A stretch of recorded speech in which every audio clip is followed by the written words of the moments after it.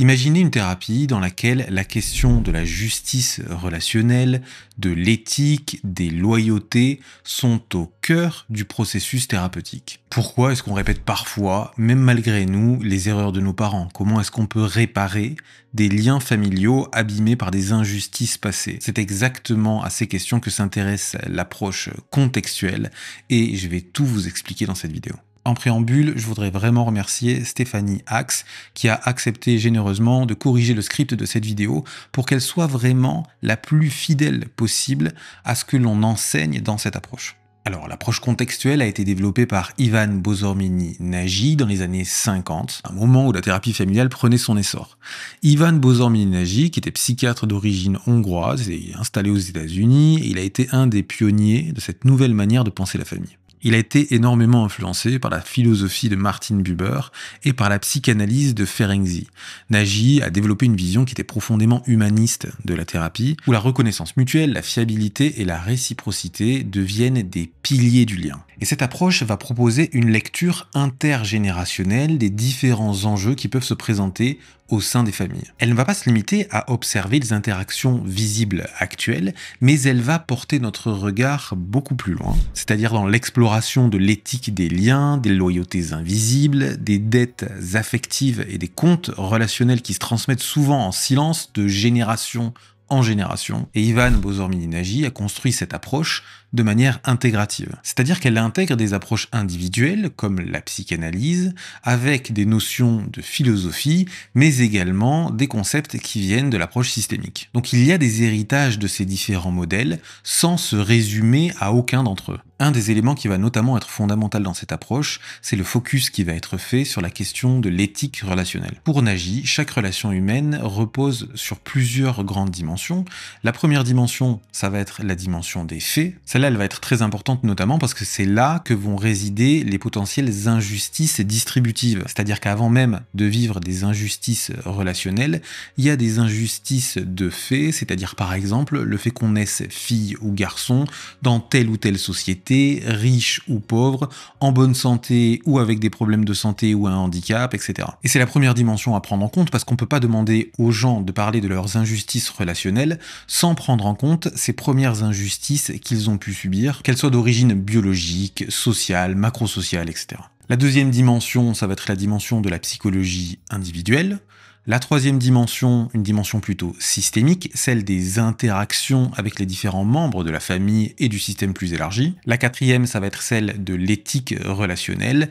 Et cinquièmement, la dimension ontique. En très résumé, c'est l'idée selon laquelle la relation est indispensable à l'individu pour exister. Je vous disais qu'une des dimensions principales de cette approche, en tout cas celle que j'ai envie de vous présenter principalement aujourd'hui, c'est celle de l'éthique relationnelle, parce qu'elle est beaucoup plus présente dans l'approche contextuelle qu'on peut le trouver dans d'autres courants thérapeutiques. C'est cette dimension qui va nous inviter à regarder dans la thérapie comment s'équilibrent ou non les dons, les soins, les sacrifices et les responsabilités au sein d'une famille. Pour vous donner une métaphore, c'est un petit peu comme si chaque lien portait un compte relationnel, un peu comme un compte courant affectif où chacun enregistre, souvent inconsciemment, ce qu'il donne et ce qu'il reçoit. Quand un compte est équilibré, la relation est perçue comme étant saine, juste et la confiance peut circuler librement. Mais quand il y a trop d'inégalités, comme par exemple un parent qui donne sans retour, un enfant qui se sent redevable sans fin, des blessures apparaissent et parfois des symptômes. Tout l'objectif de la thérapie contextuelle, ça va donc être de rétablir un sentiment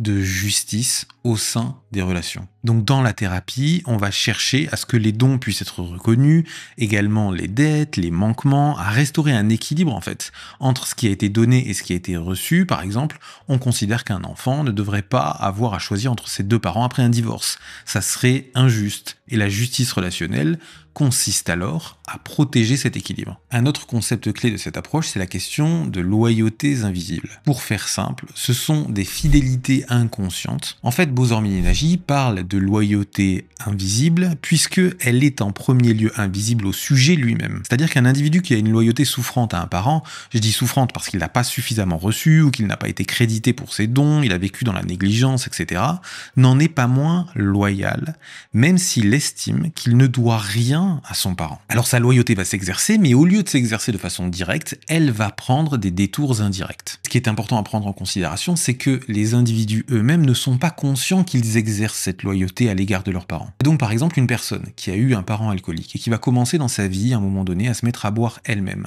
ce n'est pas tant une reproduction, comme on pourrait parfois l'entendre, en tout cas dans le prisme de l'approche contextuelle, on va considérer que c'est une loyauté à l'égard de ce parent, une loyauté invisible, c'est-à-dire une tentative d'exonération, une tentative de pardonner à son parent en se mettant dans les mêmes conditions de vie, et donc se dire par exemple, en fait, on tombe plus vite dans l'alcoolisme que ce que je pouvais bien le croire, et c'est une manière de pardonner, ou en tout cas de se rapprocher de ce qu'a pu vivre le parent pour soulager cette tension qui pouvait être faite du jugement qu'on portait à l'égard de son parent, et donc du coup, à travers cette expérience, on peut se dire, bon, mon parent n'était pas si mauvais après tout. Donc en résumé, les loyautés familiales, ce sont toutes ces fidélités inconscientes qui nous relient à notre histoire familiale. Un autre grand concept clé, c'est le concept du grand livre des comptes de la famille. C'est cette idée en fait que chaque relation fonctionne comme un grand livre où on note affectivement ce que l'on donne et ce que l'on reçoit.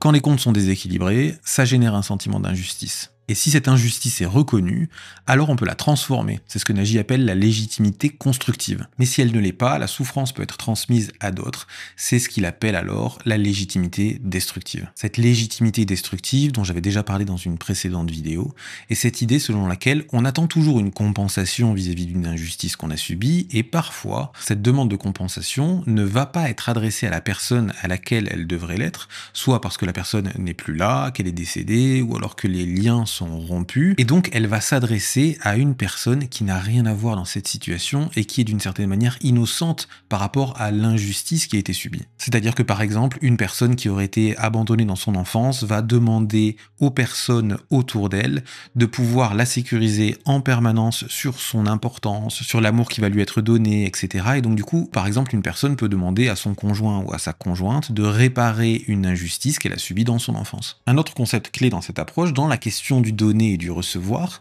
c'est l'idée selon laquelle les enfants ont un besoin vital, certes de recevoir, mais aussi de donner. Parce que c'est dans le don qu'on va être crédité, qu'on va être valorisé pour la qualité de ce que l'on donne, et c'est à travers ça notamment que l'enfant va se construire son image de lui-même, son estime personnelle, la confiance qu'il va avoir en ses qualités intrinsèques, en ses compétences, etc. Et pour finir, un dernier concept clé de cette approche, c'est quand même celui de la parentification, c'est-à-dire le processus par lequel, à un moment donné, un enfant va être mis dans une position d'adulte qu'il n'aurait pas à prendre avec des responsabilités qui ne devraient pas lui incomber. Lorsqu'un parent a manqué de soins, d'amour ou de validation, son enfant, qui, on l'a vu, a besoin de donner, peut être amené à lui apporter des choses dont il a manqué et parfois au détriment de ses propres besoins. C'est-à-dire que d'une certaine manière, l'enfant va jouer un rôle affectif de pourvoyeur auprès de son parent qu'il ne devrait pas prendre. Et donc la thérapie contextuelle va aider le parent à reconnaître les contributions significatives de son enfant, à le valider, à le créditer pour ça, tout en ne le laissant pas seul avec ses préoccupations. Mais c'est très important de dire qu'on ne va pas chercher à priver l'enfant de donner,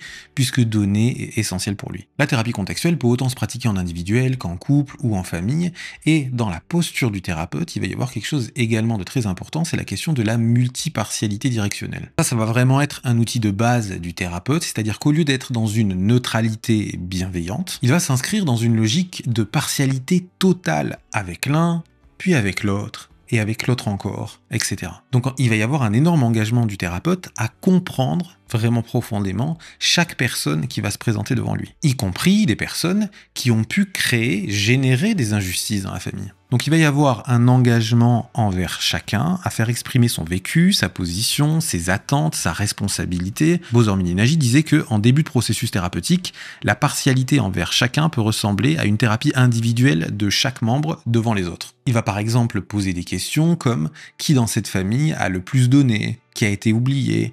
Quelles dettes n'ont pas été reconnues? Où se logent les injustices? À quel endroit la confiance relationnelle a-t-elle été atteinte? Qu'est-ce qui est attendu par celui ou celle qui a subi un préjudice pour que renaisse la confiance? Qu'est-ce qui peut être reconnu et engagé comme responsabilité à faire mieux? Et peu à peu, les membres de la famille prennent conscience de ce qu'ils ont reçu, de ce qu'ils ont donné, de ce qu'ils attendent de recevoir. Et le thérapeute va aider à faire émerger cette lecture éthique des relations en se focalisant sur la question de la réparation. Donc en attendant avec impatience de vous retrouver la semaine prochaine pour une nouvelle vidéo, prenez bien soin de vos liens, prenez bien soin de vous.